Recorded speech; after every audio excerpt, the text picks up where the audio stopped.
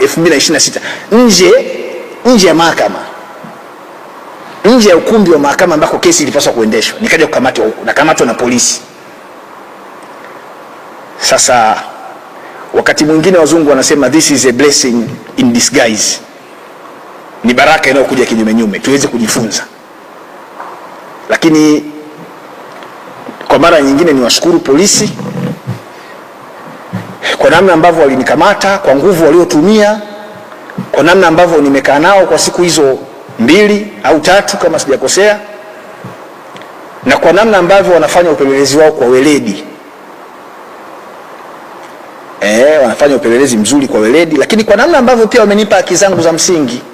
Nimeweza kuwasiliana na familia, nimeweza kuwasiliana na mawakili wangu, lakini hata leo nilipo ripoti, licha ya kwamba nimekaa muda mrefu sana bila sababu za msingi, lakini baadaye walikuja kuniruhusu kwamba ondoka bana, utakuja siku ya Alhamisi. Hayo ni lazima nishukuru, kwa sababu tusiwe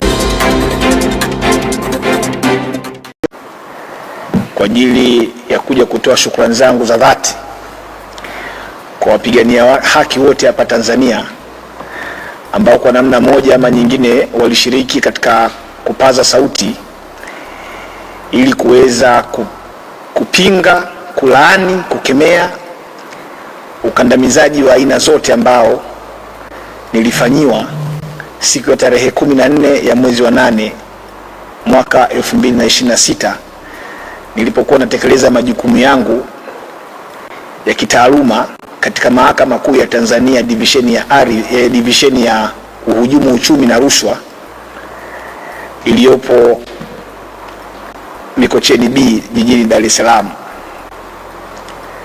Siku hiyo nilipokuwa nikitekeleza majukumu yangu hayo katika kesi ya uhujumu uchumi namba 45/21 mwaka 2026 kati ya Jamhuri dhidi ya Wendy William Ishengoma na wenzake 4, kesi ambayo ilikuwa iko mbele ya Mheshimiwa Jaji Dr. Ndumbaro. Ghafla walitokea askari wengi ambao idadi yao kwa sasa siwezi kuikumbuka, na wakiwa na silaha nzito na kivita, walinikamata baada ya kujitambulisha kwamba wao ni askari wametoka kanda maalum ya Dar es Salaam, na hivyo kunitaka niambatane nao mpaka kwenye ofisi hizo. Lakini nilipojaribu kuwaambia utaratibu kwamba kwa sababu niko mahakamani na kuna kesi inapaswa kuendelea, naomba waniruhusu niambatane nao kuu na kuweza kutoa taarifa hizo, walikataa kabisa. Kwa hiyo walinichukua nikiwa chini ya ulinzi bila hata kuniambia kosa langu ni nini. Tukaelekea ofisi za polisi kanda maalum ya Dar es Salaam, kwenye ofisi ya naibu mkuu wa upelelezi kanda maalum ya Dar es Salaam, Deputy RCO ACP George Bagem. Na nilipofika hapo, mara moja ACP Bagem aliniambia kwamba tuhuma zangu ni kudharau mahakama kwa amri ambazo zilitolewa tarehe 27 ya mwezi wa 7 mwaka 2026 na tarehe 13 ya mwezi wa 8 mwaka 2026. Kwa hiyo niko chini ya ulinzi, lakini nashukuru sana Deputy ZCO anazitambua sana sheria na hasa zile ambazo zinatoa haki kwa mtuhumiwa ambaye yuko chini ya ulinzi. Kwa hiyo alinipa fursa ya kuweza kuwasiliana na familia yangu, lakini pia kuweza kuwasiliana na mawakili wangu. Na hawa ambao nimeambatana nao hapa ni baadhi ya mawakili ambao kwa kweli wamepambana usiku na mchana kuhakikisha leo na kuwa hapa hata walau kuweza kuzungumza nanyi, kurudisha shukrani. Kulia kwangu ni wakili Kulwa William Maduhu na kushoto kwangu ni wakili Gray Godfrey Dedan. Lakini walikuwa mawakili wengi tu, kina wakili Paul Kisabo, wakili Emmanuel Ukashu, wakili Mgarula, wakili Jamila Elomo, na wengine wengi ambao walikuwa mbali, lakini walikuwa wanatekeleza majukumu yao kuhakikisha tu kwamba haki inatendeka juu yangu. Kwa hiyo nilivyopewa fursa ya kuwasiliana na familia yangu na mawakili wangu,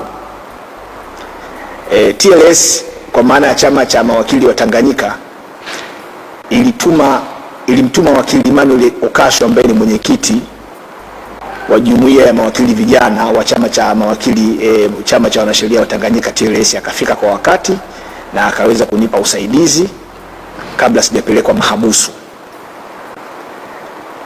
na baada ya hapo nilikaa mahabusu kama kwa masaa kadhaa mpaka ilipofika kwenye saa 2 hivi usiku nikatolewa mahabusu ya kituo kikuu cha polisi Dar es Salaam Central na kupelekwa sehemu ambayo baadaye nilikuja kujua kwamba ni kituo cha polisi Mbweni, bila sababu yoyote za msingi za kutolewa pale na kupelekwa Mbweni, lakini nikiwa chini ya ulinzi mkali. Nikalala Mbweni siku hiyo tarehe 14 mwezi wa 8 mwaka 2026. Asubuhi ya tarehe 15 mwezi wa 8 mwaka 2026 nikaja kuchukuliwa na kurudishwa kituo kikuu cha polisi Central, ambako niliendelea kukaa hapo mpaka jana jioni nilipopewa dhamana. Lakini labda niwaambie tu kwamba nini kinachoendelea. Hivi ninavyozungumza nanyi nimetoka kuripoti kama ambavyo nilitakiwa kufanya katika ofisi za kanda maalumu ya polisi Dar es Salaam, na mashtaka ambayo nakabiliwa nao kama nilivyosema awali, au tuhuma ambazo nakabiliwa nazo, tuhuma ni za kuidharau mahakama. Sasa kwanza mimi sitambui kama kuna amri yote ya mahakama ilitolewa tarehe 27 na ambayo nimeikiuka au nimeidharau kama inavyodaiwa. Lakini pia sikumbuki kama kuna amri yote imetolewa tarehe 13 ya mwezi wa 8 mwaka 2026. Sikumbuki kama kuna hiyo amri. Lakini hiyo amri hata kama ipo, na ambayo ndio imepelekea tuhuma hizi nilizonazo chini ya kifungu cha 114 cha sheria ya kanuni ya adhabu, ambayo ni sura ya 16 ya sheria za Tanzania. Kifungu hicho kinaeleza wazi kabisa kwamba mtu yeyote ambaye anafanya kosa la kudharau amri ya mahakama anapaswa kuchukuliwa hatua papo kwa papo. Manake kwa maneno mengine ya kitaalamu, he or she must be summarily punished by the court. Kwa hiyo kitendo cha kudharau mahakama kinapaswa kuadhibiwa mbele ya mahakama iliyodharauliwa.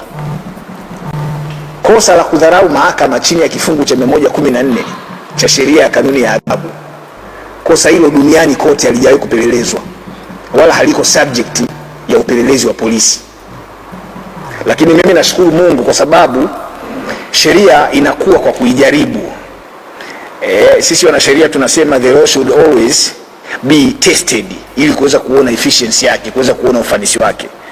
Na nashukuru kabisa ofisi ya kamanda wa polisi kanda maalum ya Dar es Salaam chini ya ofisi ya mkuu wa upelelezi kanda maalum ya Dar es Salaam kwa maana ya ZDCO, kwa sababu wanapeleleza kosa hili kwa malengo ya kwamba kutafuta ushahidi ili waweze kunifikisha mahakamani. Na moja kati ya hatua ambazo wamezichukua kwenye tuhuma hizi ni kwenda kunipekua ili kuweza kutafuta vielelezo vyovyote ambavyo vinaunga mkono kosa la kudharau mahakama. Yaani kosa limefanyika mahakamani lakini imeenda kupekuliwa nyumbani. Kuna vielelezo ambavyo vilikuwa vinatafutwa kwa ajili ya kuweza kujenga kesi ya jamhuri. Na nashukuru upelelezi unaendelea, nimeambiwa hivyo, na kwa maana hiyo dhamana ni haki yangu kama nilivyosema awali, nikadhaminiwa. Lakini hii ndio itakuwa kesi ambayo itakwenda kutujengea msingi mzuri sana wa kufanya amri za mahakama ziwe zinaheshimiwa. Kwa muda ambao nimefanya kazi mahakamani kama wakili, nimeshuhudia mara kadhaa upande wa jamhuri kwenye kesi za jinai wakiwa na dharau amri za mahakama. Na mara nyingi huwa inatokea pale ambapo mahakama inatoa amri kwamba upande wa jamhuri kesho walete mashahidi, na kesho wanaleta hawaji na shahidi, wanakuja na kisingizio. Sasa hii kesi inayonikabili mimi, ingawa bado ipo katika ngazi ya upelelezi chini ya polisi, mimi namuomba sana mkurugenzi wa mashtaka nipeleke mahakamani. anipeleke mahakamani, kwa sababu itasaidia sana kukuza jurisprudence ya sheria yetu, ili pale ambapo upande wa jamhuri kwenye kesi za jinai watakapokuwa wanashindwa kutimiza majukumu yao ya kuiheshimu au wajibu wao wa kuiheshimu amri ya mahakama nao wataka walete mashahidi kwenye kesi ambazo wanaambiwa walete, kesi hii itatumika kama precedent. Lakini muhimu hapa kufahamu wa Tanzania ni kwamba mimi sijawahi kumdharau jaji yoyote wala hakimu yoyote. Ndio maana sijawahi kufikishwa hata kwenye kamati ya maadili na kukutwa na hatia. Sijawahi kufanyiwa hivyo. Kwa hiyo kama kuna jaji anasema mimi namdharau, alafu huyo jaji akunichukulia hatua, huyo jaji anapaswa watu wamshangae tu, kwa sababu anao mamlaka ya kisheria ya kuweza kumchukulia hatua, sio tu wakili, lakini mtu yoyote ambaye yuko mahakamani na akaonyesha dharau kwa mahakama. Kwa hiyo hayo mambo mengine yanayosemwa juu yangu kwamba nilidharau mahakama, si kuna majaji sio nagombana nao, hayo yote ni majungu tu, au ni kama taarabu ambazo zinaimbwa huko katika kumbi mbalimbali za starehe. Siwezi kumdharau jaji, siwezi kumdharau hakimu, siwezi kumdharau mtu yoyote, kwa sababu natambua mimi kama mwanasheria nina wajibu wa kuheshimu, sio jaji tu, kuheshimu binadamu yoyote ambaye utu na heshima yake umetajwa si tu hata katika katiba na sheria nyingine za nchi, lakini umetajwa hata katika vitabu vya dini ambazo tunaziamini. Kwa hiyo kesi hii ni nzuri sana inayonikabili. Ni kesi nzuri mno ambayo wananchi wanapaswa kuifuatilia kwa karibu sana. Kwanza kuona, je, ni kweli katika macho ya sheria kesi ya kudharau amri ya mahakama huwa inapelelezwa na polisi? Kama polisi wana mamlaka ya kupeleleza kesi ambayo jaji alipaswa kutoa hukumu pale pale baada ya kuona anadharauliwa, polisi wana mamlaka ya kupeleleza kesi hiyo. Na kama wataipeleka mahakamani kesi ya aina hiyo, maana yake ni kwamba anayetakiwa kuja kuthibitisha kwamba kadharauliwa ni jaji ambaye alikuwa mahakamani. Kwa nataka huyo jaji ambaye alisema mimi nimedharau aje mahakamani, ni cross examine, nimfanyie maswali ya dodoso, ili aweze kuambia umma wa Tanzania kwamba ni kwa kiwango gani mimi sina adabu mbele ya mahakama. Ndio maana nimesema hii kesi ni kesi ambayo inaweza ikawasaidia hata wanafunzi wanaosoma sheria katika vyuo mbalimbali vya sheria hapa nchini kuweza kujifunza haya mambo. Ninaamini ndio kesi ya kwanza tangu tupate uhuru Tanzania kuweza kutokea kwamba wakili anatuhumiwa kudharau mahakama akiwa ndani ya mahakama, kwa sababu wamenukuu kwamba amri hiyo imetolewa tarehe 27 mwezi wa 7 2026 na amri nyingine ikatolewa tarehe 13 ya mwezi wa 8 mwaka 2026, lakini nikaja kukamatwa tarehe 14 mwezi wa 8 2026 nje ya mahakama, nje ya ukumbi wa mahakama ambako kesi ilipaswa kuendeshwa. Nikaja kukamatwa huko, nakamatwa na polisi. Sasa wakati mwingine wazungu wanasema this is a blessing in disguise, ni baraka inayokuja kinyume tuweze kujifunza. Lakini kwa mara nyingine niwashukuru polisi kwa namna ambavyo walinikamata, kwa nguvu waliotumia, kwa namna ambavyo nimekaa nao kwa siku hizo 2 au 3 kama sijakosea, na kwa namna ambavyo wanafanya upelelezi wao kwa weledi. Wanafanya upelelezi mzuri kwa weledi, lakini kwa namna ambavyo pia wamenipa haki zangu za msingi. Nimeweza kuwasiliana na familia, nimeweza kuwasiliana na mawakili wangu, lakini hata leo niliporipoti, licha ya kwamba nimekaa muda mrefu sana bila sababu za msingi, lakini baadaye walikuja kuniruhusu kwamba ondoka bana, utakuja siku ya Alhamisi. Hayo ni lazima nishukuru, kwa sababu tusiwe ni watu wa kulaumu tu kwa kila jambo. Kuna mambo ambayo ukifanyiwa unatakiwa ushukuru. Yanaweza asiwe na faida leo ukaona kama umefanywa vibaya, lakini yakawa na faida siku zinazokuja, na sio faida kwako tu, faida hata kwa watu wengine. Sisi tunapigania haki, hatupiganii haki za marafiki zetu, haki za wapendwa wetu, tunapigania hata haki za wale wanaotufanyia ubaya. Kwa sababu hata mamlaka ambao watu wanajivuna kuwa nayo leo ni mamlaka ya muda tu, ni mamlaka ya muda tu. Mamlaka yanapita. Nchi haijaanza leo. Walikuwepo watu walikuwa na mamlaka makubwa, walikuwa wanaonea sana watu, walikuwa wanasimanga watu, walikuwa wanawafanyia watu vibaya, lakini mwisho wa siku waliondoka, kazi yake ofisi, na wakarudi katika jamii, wakaendelea kuwa raia wa kawaida, na baadaye waliwakimbilia wapigania haki kama mimi waweze kuwasaidia pale ambako walikuwa wana matatizo. Mimi sihitaji kupendelewa kwenye swala hili, lakini mimi sihitaji kuonewa. nitendewe haki. Na kama kuna mtu ananichukia kwa uwezo wangu nilionao mahakamani, sasa hilo ni tatizo lake la binafsi, kwa sababu mimi kisheria sina mamlaka yoyote ya kulazimisha mtu akashtakiwe mahakamani kwa uongo. Mimi ninao wajibu tu wa kwenda kumwakilisha mshtakiwa mahakamani. Sasa kama kutimiza wajibu wangu wa kiwakili mahakamani kwa weledi, kwa kuzingatia yale niliyofundishwa na walimu wangu pale mahakamani, ndio kosa langu, basi mimi niko tayari kukijwa hicho kikombe na kubeba huo msalaba. Mimi naamini mahakamani hatufanyi kesi kwa vitisho, wala siamini kwamba haki mahakamani pale inaweza kupatikana kwa kumtishia mtu bunduki. Siamini hivyo. Mahakamani is a battle legal field ambako tunakwenda kushindana kwa hoja za kisheria kwa lengo la kuisaidia mahakama iweze kutenda haki. Lakini ndugu zangu, ni muhimu watu wakajua makosa ya jinai chini ya kifungu cha 192 kifungu kidogo cha kwanza cha sheria ya mwenendo wa makosa ya jinai, ambayo ni sura ya 20 ya sheria za Tanzania. Makosa hayo yanaendeshwa katika mahakama za wazi ambazo wananchi wanapaswa kuhudhuria kuweza kuona namna haki inavyotendeka, kwa sababu kuna kanuni ya miaka mingi sana. There is an old adage, legal principle, inayosema kwamba haki sio tu itendeke, lakini ionekane ikitendeka. Sasa leo tuna makosa makubwa mno tena ambayo hayana dhamana, kama ya uhujumu uchumi, makosa ya utakatishaji fedha ambayo imekuwa ni fashion. Ukionekana tu wewe una kierere, unasema sana, unapigwa kesi ya utakatishaji fedha. Mimi mwenyewe nimeshakupewa kesi ya hivyo. Hata leo nikipewa kesi hivyo siwezi kushangaa, kwa sababu ni makosa ambayo huwa yanatumika kuonea watu tu, wala siwezi kuona aibu kulisema hili kwa sababu mimi ni shahidi wa haya mambo. Sasa kesi kama hizi mtu anakuambia tuziendeshe kwa siri, yani watu wasijue. Mimi ninachofahamu, kitu cha kwanza kabisa ambacho hapa duniani huwa kinafanywa kwa siri ni uchawi. Uchawi ndio unafanywa kwa siri. Yani hakunaga mtu anakuja kuwanga hapa mchana saa 8 watu watamuona. Lakini kama tunakwenda mahakamani kwa ajili ya kutafuta haki kwa pande zote zinazohusika pale mahakamani, haki lazima ionekane. Halafu ikishaonekana inatakiwa kutendeka. Leo hii kama utaratibu wa kuwakamata mawakili wakiwa mahakamani kwenye majukumu yao utaendekezwa, utapewa baraka zote, itaonekana kama ndio utamaduni, sidhani kama kuna wakili mwingine yeyote atakuwa na uhakika wa usalama wake kwenda mahakamani kutimiza majukumu yake ya kiwakili.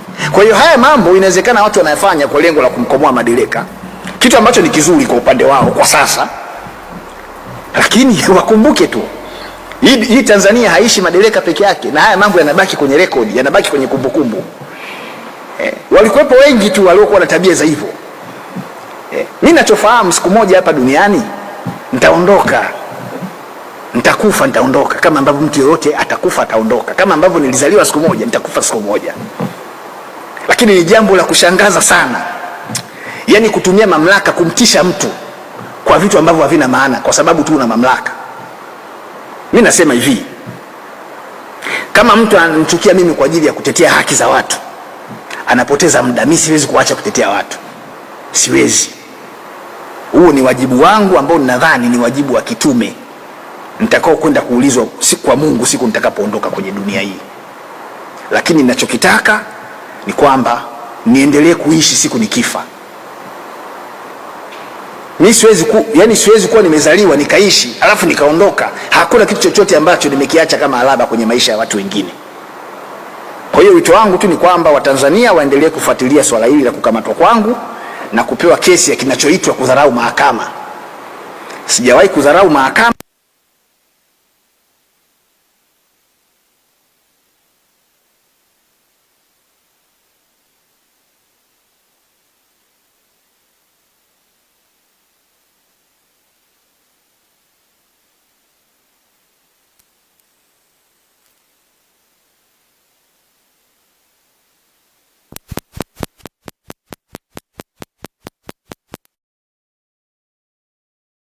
Mamlaka yake ambayo inapaswa kuyachukua au kuyafanya pale ambapo inatakiwa kufanya hivyo. Kuna mifano mingi tu ambayo mahakama imeweza kuchukua hatua za papo kwa papo pale ambapo inaonekana kuna wakili au mtu mwingine amekwenda kinyume na sheria. Kwa hiyo hili litakuwa ni jambo ambalo ni jipya kabisa, na sijui tutapata faida gani kwenye hili, na sijui ni kwa maslahi ya nani. Kama kuna kesi inamhusu mtu yeyote, awe ni wengi awe ni nani, sisi tunachotaka atendewe haki. na kama hana kosa aachiwe. Kuna shida gani? Hii mambo ya kulazimisha mambo tuyatengeneza bad precedent kabisa kwenye mahakama zetu, na hasa katika ngazi ya mahakama kuu, kwa sababu ili hukumu zaidi zinapotoka za kuonea watu, mahakama itakapokwenda kaa kimya kuona haki za watu zinakandamizwa, itapofika mahala watu wataacha kuiamini mahakama. Sasa kitu ambacho si kizuri, na sisi kama wasaidizi au maafisa wa mahakama tunao wajibu wa kuhakikisha kwamba mahakama siku zote inaheshimika kama muhimili wa utoaji haki, inakuwa ni kimbilio la watu wote ambao wanaonewa. Kwa hiyo baada ya kusema haya machache, ninawashukuru sana waandishi wa habari wa vyombo rasmi vile vya habari, the mainstream media, lakini nawashukuru waandishi wa habari wa mtandaoni, nawashukuru watu wote ambao wapo katika mitandao ya kijamii kwa kupaza sauti zao ambazo kwa kweli zilikuwa kubwa, nimekuja kuziona baada ya kutoka. Na washukuru watu wote, wadau wote wa haki, vyama vya siasa, taasisi za kiraia, taasisi za kupigania haki, viongozi wa dini, na nimeambiwa pia kuna viongozi wa serikali walinitumia salamu za pole na za kutaka nitendewe haki. Nimeambiwa vyama vya siasa vilivyoshiriki katika kunipigania niweze kutendewa haki, Chama cha Demokrasia na Maendeleo, chama cha ACT Wazalendo, nimeambiwa na CCM pia walisikitika na wenyewe kwenye hili. Kwa hiyo nawashukuru sana. Tena kama CCM ndio chama tawala, wanapaswa kabisa kuwa mstari wa mbele, na kama wamefanya hivyo kwa kweli nawashukuru, kwa sababu hata katika ilani kauli mbiu ni kazi na utu. Sasa kama kweli kwenye hili la kwangu wamenitumia salamu na kunitakia mema, basi mwenyekiti wa Chama cha Mapinduzi Taifa huko uliko, Mheshimiwa Samia Suluhu Hassan, nakushukuru kwa kuweza kusimama kwenye hilo na kuonyesha utu, kwa sababu nchi hii, wewe kama kiongozi wa nchi unapaswa kuhakikisha kabisa unawalea Watanzania kama wanao, kwa kuhakikisha kila mtu anapata haki. Kwa hiyo kwenye hilo nashukuru. Ilani inakuwa imetekelezwa vizuri, kazi na utu. Na naamini hii kazi na utu ambayo imeonyeshwa kwangu, basi ionyeshwe na kwa watu wengine. Mimi nimetoka senta huko, kuna watu wanashughuli kesi zao ziko huko, watendewe haki tu.